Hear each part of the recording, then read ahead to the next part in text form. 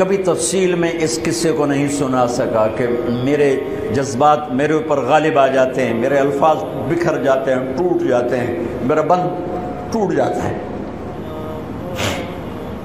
لیکن اس کی متھ کیا ہے؟ یہ کیوں ہوا؟ یہ کیوں ہوا؟ یہ اس لیے نہیں ہوا کہ 10 دن رو پیٹ کے تم چھٹی کرو، اس لیے نہیں ہوا۔ ایک سبق ہے، ایک پیغام ہے کہ اللہ کو راضی کرنے کے لیے اتنی بازی لگانی پڑے تو لگاؤ۔ بھوکے پیاسے، کہ گرمی کے روزے آتے ہیں 12 گھنٹے پیاس میں آدمی تڑپ کے رہ جاتا ہے۔ تمہیں خبر ہے میرے نبی کی اولاد 72 گھنٹے پیاسے، پیاس کی شدت، پانی کا قطرہ نہیں، اور آگے انسان کی شکل میں درندے کھڑے ہوئے ہیں۔ جب سارے جان نثار شہید ہو گئے، تھوڑا سا سنا بھی دیتا ہوں، جب سارے جان نثار شہید ہو گئے تو پیچھے اہل البیت رہ گئے۔ اہل البیت، سب سے پہلے شہید کا نام بتاتا ہوں، مسلم بن اوسج، جو امام صاحب کے، امام علی مقام کے قافلے میں جو پہلے شہید ہیں، مسلم بن اوسج۔ اور ان کی طرف سے جو 2 پہلے قتل ہوئے، سالم اور یسار، اور ان کو قتل کرنے والے تھے عبید اللہ بن عمیر الکلبی۔ ایک ابن زیاد کا غلام تھا، ایک ربیعہ بن زیاد کا غلام تھا۔ وہ دونوں نکلے تو اس کے مقابلے کے لیے بربر بن خضیر اور حبیب بن مطاہر نکلے حسین علی مقام کے لشکر سے۔ تو عمیر بن وہب کلبی وہ کوفے سے اٹھ کے آئے تھے، کوفے سے بیوی سمیت آئے تھے، بیوی کا نام ام وہب، حبشی تھے۔ کہنے لگے مجھے اپنے اوپر قربان ہونے تھے، میں اکیلا ان دونوں کو کافی، ان دونوں کو ہٹا دے۔ اور ننگے بدن تھے، ننگے بدن، جسم پہ کچھ نہیں۔ کہا میں تو مرنے ہوں، میں کیوں زیرہ پاما جو میں جیونا ہے، میں تو مرنا ہے۔ ننگے بدن تھے۔ تو ان کی بیوی نے کہا ان کو جانے دیں، ہم دونوں نے آپ پر قربان ہونے کی نیت کی ہوئی۔ ہم نے کہا اچھا اللہ تجھے جزائے خیر دے، جاؤ۔ تو اس اکیلے نے دونوں کم بختوں کو جہنم میں پہنچا دیا، سالم اور یسار۔ تو ان میں سے ایک آدمی بولا یہ مرنے آئے ہیں، اگر اکیلے لڑو گے تم سب کو مار دیں گے، اور تسی تو جیون دے طلبگار ہو، مرن دے طلبگار ہے، مرن والے نو مارنا کوئی سوکھا کام ہوندا ہے، وہ ان پر کٹھے حملہ کرو۔ پھر حملہ عام ہوا تو پہلے شہید ادھر سے مسلم بن اوسج، جب وہ گر رہے تھے تو کہہ رہے تھے حسین کی حفاظت کرنا جب تک سانسوں میں سانس باقی۔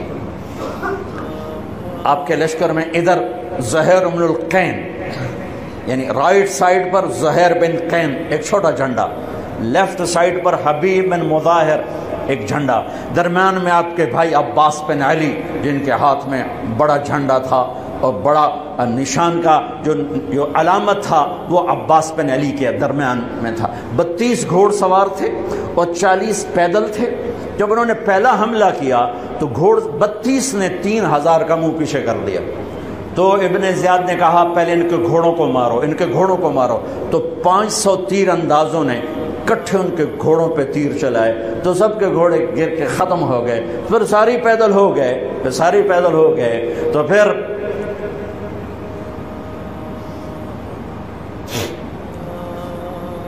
میں اٹک جاتا ہوں، اس لیے پھر میں آخر میں بیچ میں زہیر کی شہادت سنا دوں۔ زہیر بن القین، جب نماز کا وقت آیا، ظہر کا وقت داخل ہوا تو آپ نے اشارہ کیا زہیر یہ شمر سے کہو نماز پڑھنے دے۔ ہاں، اگر 1439 سال میں نماز کی معافی ہوتی تو اہل کربلا کو ہوتی، لیکن حسین نے سجدے میں سر رکھ کے بتلایا کہ نماز نہیں چھوٹ سکتی، سر کٹ سکتے ہیں۔ تو انہوں نے آگے ہو کر کہا کہ بھائی نماز کے لیے جنگ روکو۔ تو کوفی لشکر کا ایک سردار تھا حسین بن نمیر، اس نے کہا تمہاری تو نماز قبول ہی نہیں ہوتی۔ تو انہوں نے کہا لعنت تجھ پر، تیری نسلوں پر، جس گھر کی تو فعل نماز ملی انہی کی نہیں ہوتی اور تمہاری ہوتی ہے. تو واپس آ کر کہنے لگا کہ وہ نماز کی اجازت نہیں دے رہے. فرمایا نماز تو نہیں چھوٹے گی نا. یہ فیصل آباد والوں کو نہیں، 7 بر اعظم کے ایمان والوں کو پیغام ہے کہ زیر خنجر بھی یہ پیغام سنایا ہم نے. نماز نہیں چھوٹ سکتی، نماز نہیں چھوٹ سکتی. اللہ کی قسم کوئی مسئلہ نہیں تھا اگر یہ چھوڑ دیتے. جنگ سے پہلے آنکھ لگ گئی، آنکھ کھلی تو ہنس پڑے. بہن نے پوچھا ایک ایڑا ہاسے دا ویلا ہے، موت سر تے کھلوتی ہے. فرمایا بہن ابھی اللہ کے نبی کو خواب میں دیکھا ہے، کہہ رہے ہیں بیٹا میں لینے کے لیے آ چکا ہوں. موجوں ہو گئی، لینے کے لیے آ چکا ہوں. چھوڑ دیتے تو پھر گلستان کالونی والوں کو بھی گنجائش مل جاتی، چھٹی جا سکتی ہے. 6 بر اعظم کے انسانوں کو پیغام دیا کہ ٹکڑے ٹکڑے ہو جاؤ، نماز نہیں چھوڑ سکتی. فرمایا آدھے نماز پڑھو آدھے جنگ کرو، صلاۃ خوف. آدھوں نے نماز پڑھی آدھوں نے جنگ کی. 15-20 تو پہلے شہید ہو چکے تھے. پھر آدھوں جنہوں نے نماز پڑھی تھی انہوں نے جنگ کی اور دوسروں نے جا کے نماز ادا کی. اصل سے پہلے سب. جب زہیر گرنے لگے تو انہوں نے حضرت حسین کے کندھے پر یوں ہاتھ مارا. گرتے گرتے اقبل ہدیت ہادیا مہدیا اليوم تلقى جدك النبي حسنا والمرتضى عليا والشهيد الجعفر الكمي واسد الله المحيا. ہاں آگے بڑھ، تیرے لیے تیرا نانا پھولوں کے ہار لے کے کھڑا ہوا. آگے بڑھ، آج تیری ملاقات کا دن ہے. آج تو اپنے بھائی حسن سے ملے گا، باپ علی سے ملے گا، چچا جعفر سے ملے گا، اسد اللہ حمزہ سے آج تیری ملاقات ہے. ان اشعار کے ساتھ آپ نے جان اپنے اللہ کو سپرد فرمائی. جب سارے جان نثار ختم ہو گئے اب اہل البیت کی باری آئی ہے. تو سب سے پہلے آپ کے بیٹے علی الاکبر نے تلوار اٹھائی کہ ابا جان آپ سے پہلے مرنا چاہتا ہوں، آپ کو مرتا نہیں دیکھ سکتا، آپ سے پہلے مرنا چاہتا ہوں، مجھے اجازت دیجیے. ہم نے کہا بڑھو اللہ کے نام پر، جا ملو اپنے اجداد کے ساتھ. تو بڑے حسین تھے علی الاکبر، جس طرف گئے وہ آگے آگے، کوفی آگے آگے، یہ پیچھے پیچھے. تو 1 اور 3,000 کیا مقابلہ تھا. آخر خاک و خون میں لوٹائے گئے، تڑپ کے گرے. تو پھر حسن کے بیٹے قاسم کا چچا میں نے جانا اس قافلے میں، اس حسینی قافلے میں اہل البیت وہ 17 قتل ہوئے. ان میں سب سے حسین قاسم تھے، قاسم بن حسن. قاسم بن حسن جب ان پر تلوار کا وار پڑا تو ان کا ہاتھ کٹا اور نیچے گرے تو انہوں نے کہا یا اماں، ہائے چچا. تو حضرت حسین زخموں سے چور ہو چکے تھے، لیکن جس سے بجھتی شمع بھڑکتی ہے اب زخمی شیر کی طرح لپکے اور کائی کی طرح مجمع کو چیرا. جب وہاں پہنچے تو وہ ایڑیاں رگڑ رہے تھے اور خاک و خون میں لت پت تھے. تو اٹھا کے سینے سے لگایا. ان کی آخری ہچکیاں ان کے سینے پہ ختم ہوئیں. کہنے لگے بھتیجے آج تیرا چچا بڑا بے بس ہے، آج وہ تیری مدد کو نہیں آ سکتا ہے، لیکن ایک دن آنے والا ہے جب تیرے نانے کی عدالت میں فیصلہ ہوگا. پھر ان کی لاش کو اٹھایا.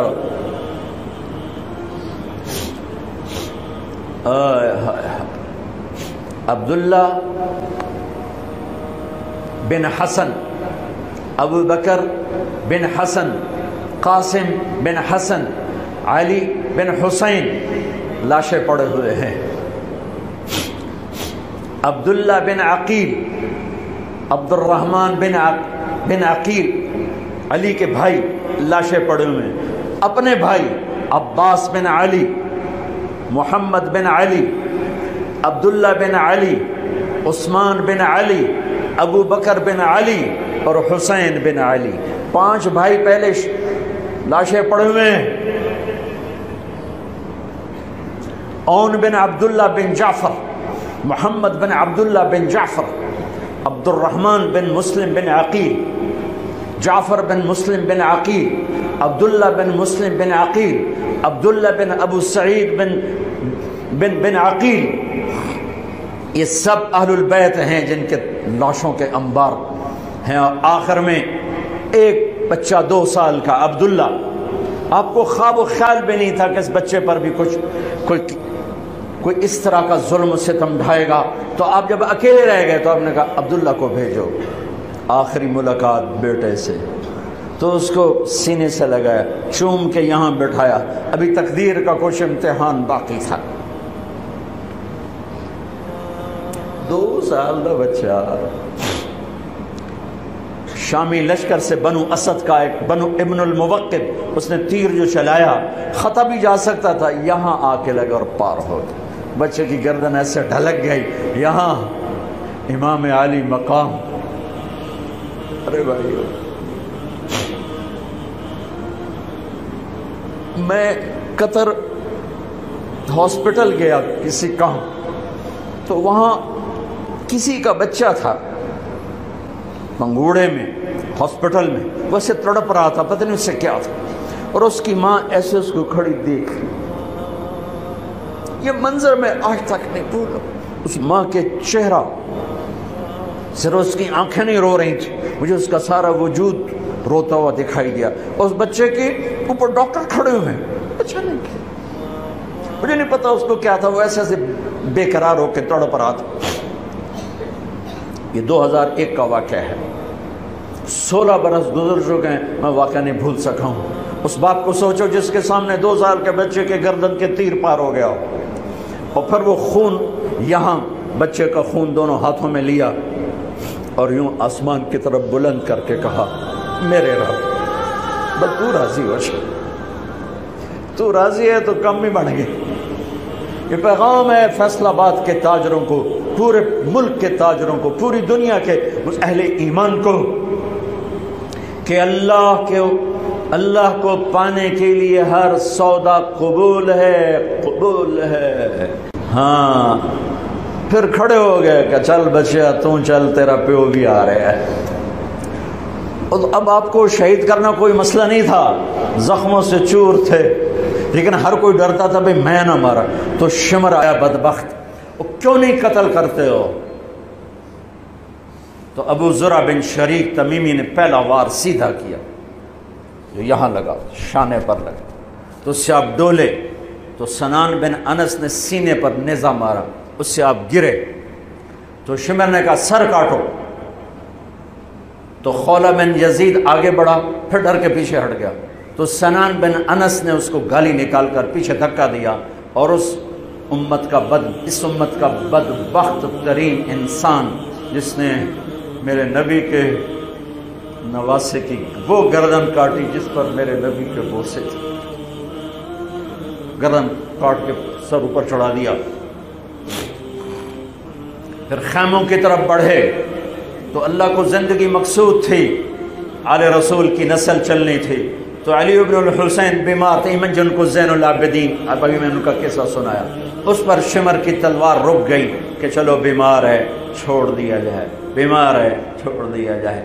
تو خواتین، بچے، حضرت علی کی بیٹیاں فاطمہ بنت علی، زینب بنت علی، حضرت حسین کی بیٹی سکینہ بنت حسین، اور آپ کی بیگم رباب، آپ کو بیویوں میں سب سے محبوب بیوی تھی رباب۔ آپ فرمایا کرتے تھے جب رباب میکے چلی جاتی ہے تو میری تو نیند ہی اڑ جاتی ہے، اتنا ان سے پیار تھا، وہ بھی ساتھ تھی۔ ان سب کو ان کے کانوں کی بالیاں کھینچ کے اتار دی۔ پھر ابن سعد نے کہا 10 گھوڑ سوار آؤ، انہوں حسین کے جسم پہ گھوڑے دوڑا دیے، ادھر سے ادھر سے ادھر سے۔ جب قافلے کو گھسیٹ کے باہر لائے، لے جانے لگے، تو حضرت زینب نے دیکھا 72 سر نیزوں پہ چڑھے ہوئے تھے، سب سے معصوم سر عبداللہ بن حسین، وہ بھی نیزے پہ چڑھا ہوا تھا۔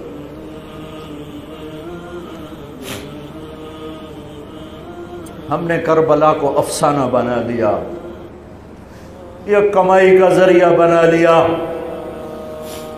یہ ایک پیغام ہے طبقات امت کے لیے، مت ضمیر بیچو، مت ضمیر بیچو۔ ٹکڑے ٹکڑے بدن، تو حضرت زینب کی زبان سے چند الفاظ نکلے جنہوں نے، آپ حیران ہوں گے، کوفی لشکر والے رونے لگے جو ابھی قتل کر رہے تھے، ان کی آنکھوں میں آنسو آ گئے۔ قوا محمدا وا محمدا،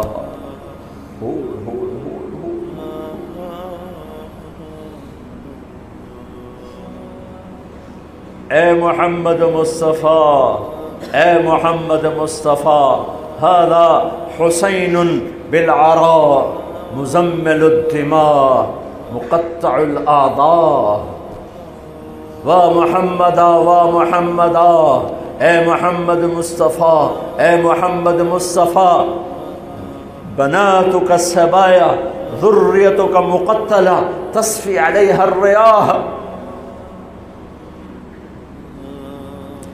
آج حسین کی بارات ہے محمد مصطفیٰ، آج تیرے نواسے کی بارات ہے، آج اس نے اپنی بوٹیوں کا ہار گلے میں ڈالا ہے، اپنے خون کے قطروں سے بنا ہوا لباس پہنا ہے، آج وہ سرخ جوڑے میں بڑا حسین نظر آ رہا، آج وہ سرخ جوڑے میں بہت پیارا لگ رہا، اس کا جسم بکھرا ہوا ہے، اس کی بوٹیاں بکھر گئیں، اس کے بدن کے ٹکڑے ٹکڑے ہو گئے، آج اس کا لاشا پڑا ہے۔ یا ہے محمد مصطفیٰ، آج آپ کی بیٹیاں قید میں ہیں، آپ کی اولاد ذبح ہو چکی ہے، ان پر کفن ڈالنے کی اجازت نہیں دی تھی ان بدبختوں نے، تو تصفی علیہ الریاح، کوفے والوں نے کفن بھی نہیں دینے دیا، تو ہم ہوا نے مٹی اڑا کر آپ کی اولاد کو مٹی کا کفن پہنا دیا ہے۔ ہاں، یہ کٹا ہوا سر پھر صرف حسین کا ابن زیاد کے سامنے پیش کیا گیا، تو اس نے منہ پہ چھڑی ماری، پھر چھڑی ماری، پھر کہنے لگا میں نے ایسا حسن نہیں دیکھا کہ مر کے بھی چہرہ مسکراتا چمکتا ہو۔ تو حضرت انس نے کھڑے ہو کر کہا او ظالم، یہ چھڑی یہاں سے ہٹا، نہ کر، میں نے ان ہونٹوں پہ اللہ کے نبی کے ہونٹوں کو لگتے دیکھا ہوا ہے، نہ کر۔ کہنے لگا تو بوڑھا نہ ہوتا تو میں تیری گردن اڑا دیتا، تیری عقل خراب ہو گئی ہے، تو میں میری نہیں، تیری عقل بگڑی ہے، آنے والے دن تو دیکھے گا تیرے ساتھ کیا ہوگا۔ پھر یہی سر یزید کے سامنے رکھا گیا، اس نے منہ پہ چھڑی ماری، تو زید ابن ارقم کھڑے ہو گئے، کہنے لگے نہ کر، میں نے ان ہونٹوں پہ نبی کے ہونٹوں کو لگتے دیکھا ہوا۔ میرے بھائیو، نماز کا وقت قریب ہو گیا، بلکہ میں نے زیادہ وقت لے لیا ہے، میں کسی کی تفصیل تو زندگی بھر کبھی نہیں سنا سکا، اشارے کر دیتا ہوں، پڑھو اس کو، پڑھو، خود پڑھو، پیغام لو، پیغام لو۔ ہے ظلم کا ساتھ نہیں دیا، جھوٹ کا ساتھ نہیں دیا، ذبح ہو گئے نسل سمیت، بچوں سمیت، پوری دنیا کے تجار کو پیغام ہے، جھوٹ سے بچ، خیانت سے بچ، سارے دفتر والوں کو پیغام ہے، رشوت سے بچو، رشوت سے بچو، ظلم و ستم ڈھانے سے بچو، ساری دنیا کے، میرے ملک کا ایک ایک طبقہ ضمیر بیچ کے سویا ہوا ہے، جہاں انصاف دینے والے بک جائیں، جہاں جج کے قلم کی قیمت لگے، جہاں جس دیش کے جج کو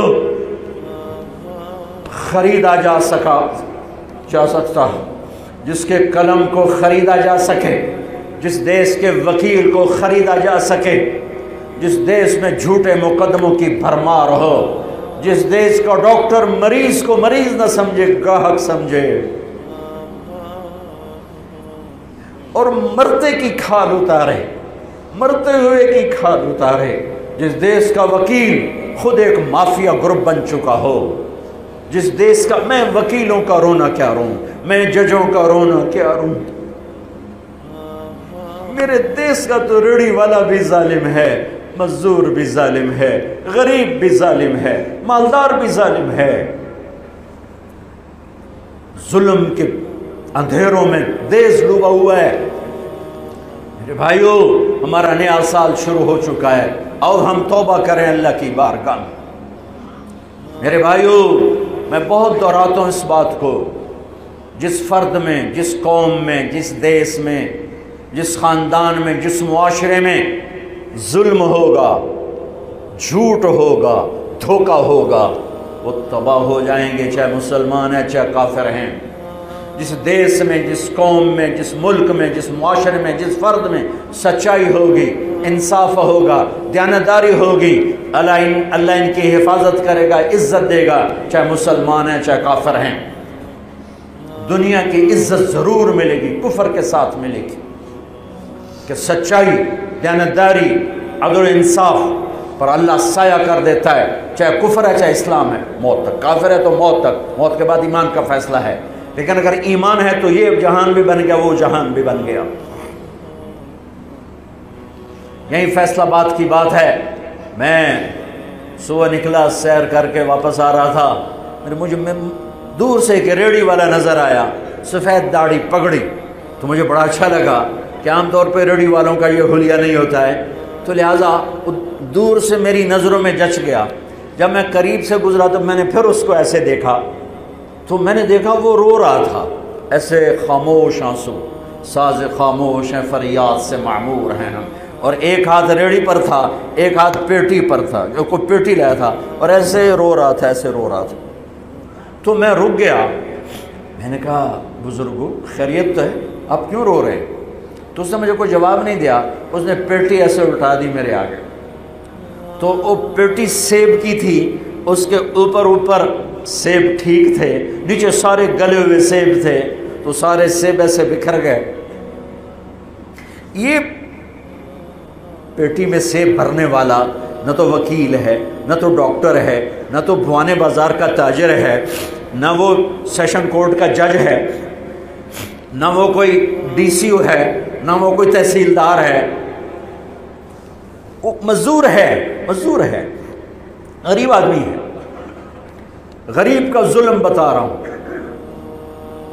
تو جب سیب بکھرے تو میں اس کو دیکھوں، سیبوں کو دیکھوں، مجھ سے کہنے لگا، کوئی اردو سپیکنگ تھا، پنجابی نہیں تھا، اردو سے کہنے لگا، بیٹا میں بہت غریب، اس کی بہت، اور جب اس نے زور ڈالا نا، میں بہت غریب، انہیں ایسے لگا مجھے کسی نے چھری سے میرا کلیجہ چیر کے ڈالا، میرے آنسو نکل پڑے، میں اب رو رہا ہوں۔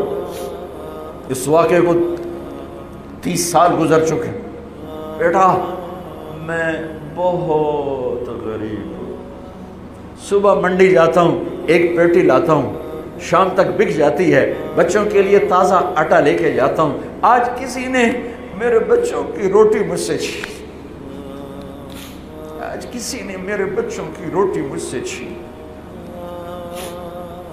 اسی سیب کی پیٹی کو اب اوپر تک لے جاؤ کہ لوگ جانوں سے کھیل رہے ہیں، اپنی عزت اقتدار، جھوٹی عزتوں کے لیے عزتوں سے کھیل رہے ہیں، جانوں سے کھیل رہے ہیں، حقوق سے کھیل رہے ہیں۔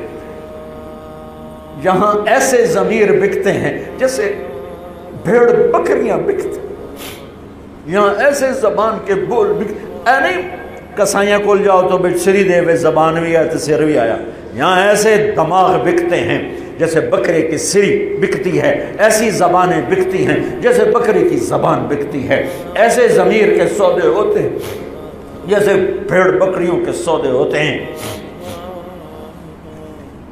اور میری جیب خالی تھی، میرے پاس کچھ بھی نہیں تھا، میں تو ایسے صبح نکلا تھا، مجھے اتنا صدمہ ہو کہ ہائے کوئی میری جیب اتنے پیسے تو ہوں دیتے، بابے دی پیٹی جو کے پیسے تھے انہوں میں دے ہی دیندہ۔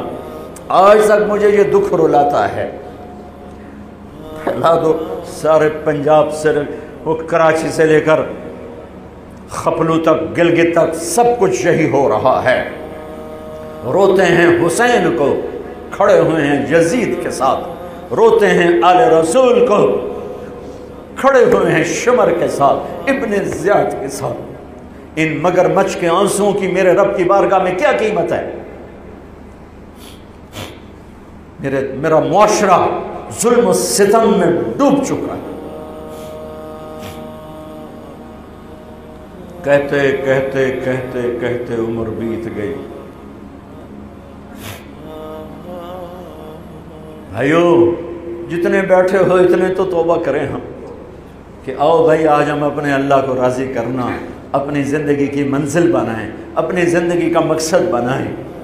ظلم سے نکلو، جھوٹ سے نکلو، بہتان سے نکلو، رشوت سے نکلو، حرام سے نکلو، شراب سے نکلو، زنا سے نکلو، بدکاری سے نکلو، فحاشی سے نکلو، جوئے سے نکلو، جھوٹے مقدموں سے نکلو، جھوٹی گواہیوں سے نکلو۔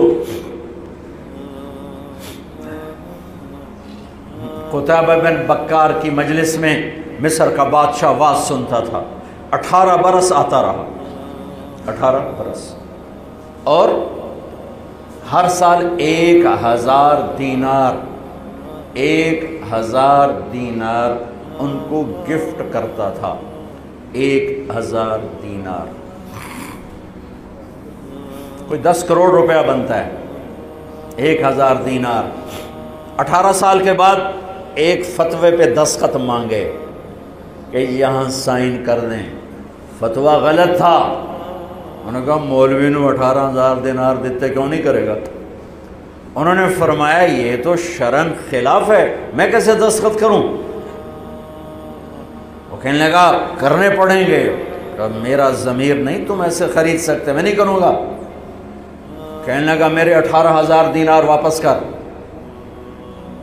18,000 دینار اربوں روپیہ بن چکا ہے۔